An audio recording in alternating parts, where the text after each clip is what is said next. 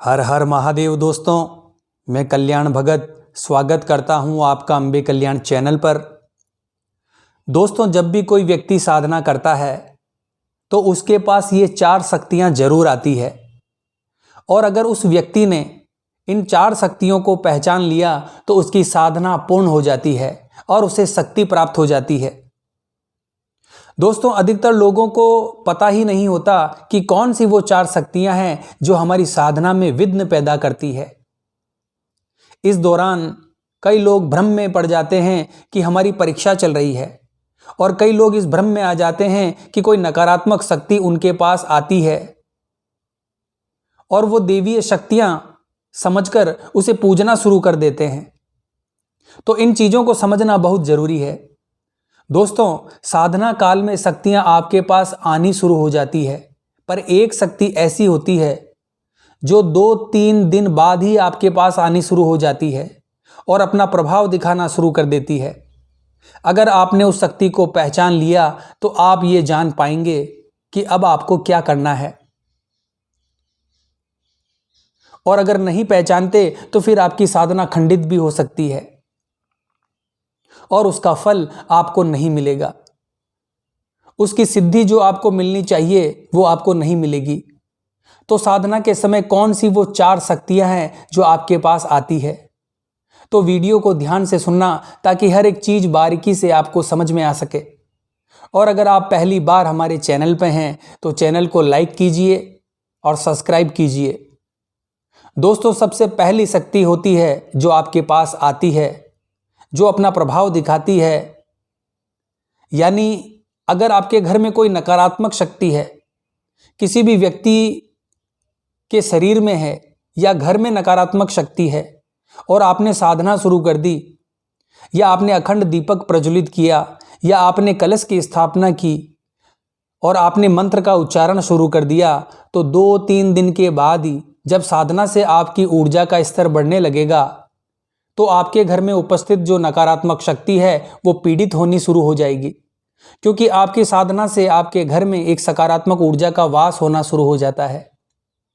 उन मंत्रों की शक्ति के कारण, उन सकारात्मक शक्तियों के कारण वो नकारात्मक शक्ति पीड़ित होती है, उसकी शक्ति घटती है, वो परेशान होती है, वो घुटन महसूस करती है। जैसे आपने देखा होगा, अगर हम आग के ज़्यादा पास जाते हैं तो जलन महसूस होती है, उसी प्रकार से जब हम मंत्र जप करना, पूजा पाठ करना शुरू करते हैं तो वो शक्ति जो नकारात्मक शक्ति होती है उसको जलन महसूस होती है, उसको तड़प महसूस होती है। तो सबसे पहली शक्ति ये होती है जो आपकी साधना के दौरान आती है, और जब वो शक्ति पीड़ित होती है, उसको दिक्कत होती है, तो वो हर संभव ये प्रयास करती है कि आपकी साधना खंडित हो जाए, आप ये सब करना बंद कर दें। तो इस प्रकार से वो शक्ति अपना प्रभाव दिखाती है और आपके घर परिवार में लड़ाई झगड़े का माहौल उत्पन्न करने की कोशिश करती है। कई बार आपके ब्रह्मचर्य को खंडित करने की कोशिश करती है, और कई बार जब आप पूजा कर रहे होते हैं तो आपके मन में काम वासना से संबंधित विचार डाल देती है, जिससे आपको ऐसा लगता है कि ये सब क्या हो रहा है। आपको अपने आप से घृणा महसूस होने लगती है। दोस्तों, तो नकारात्मक शक्तियां, नकारात्मक ऊर्जाएं सबसे पहले आती है।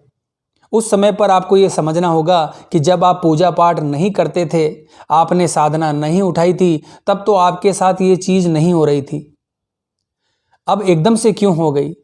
दोस्तों, सकारात्मक शक्तियां ऐसा नहीं करती और ना ही ये आपकी कोई परीक्षा है। अगर आप ये समझ गए तो आप अपने आप को कंट्रोल यानी इन चीजों पर नियंत्रित कर पाएंगे।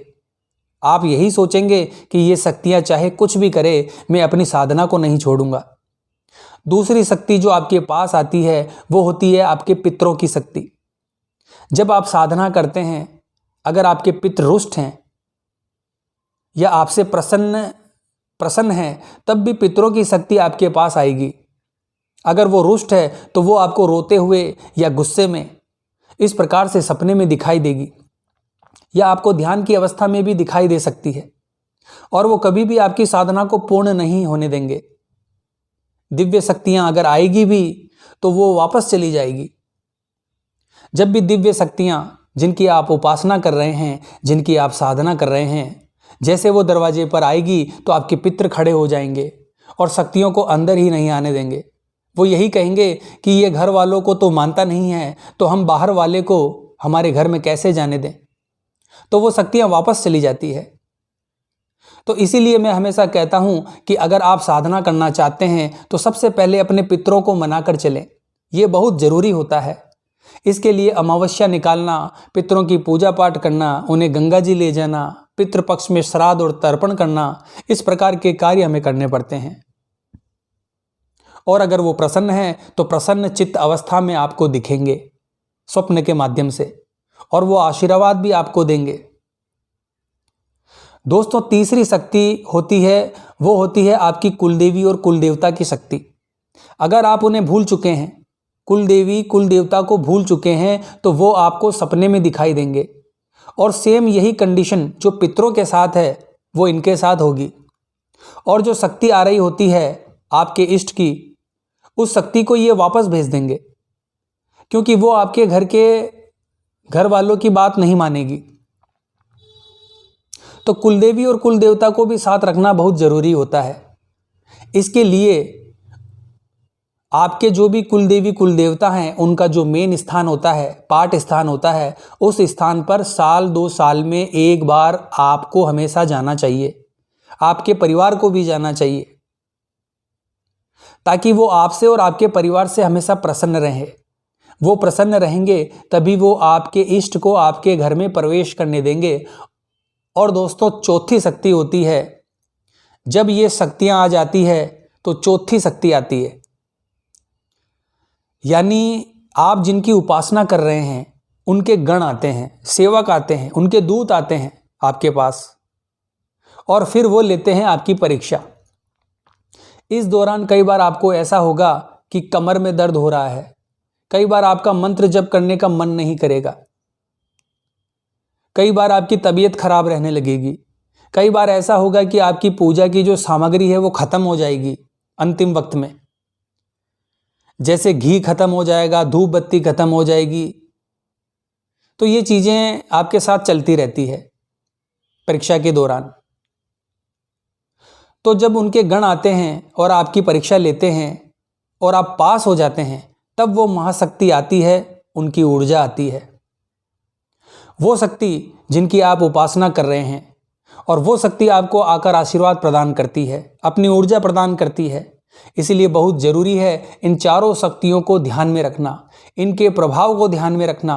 और जब आप इन चीज़ों के बारे में जान लेंगे तो उसके बाद आपका रास्ता आसान हो जाएगा।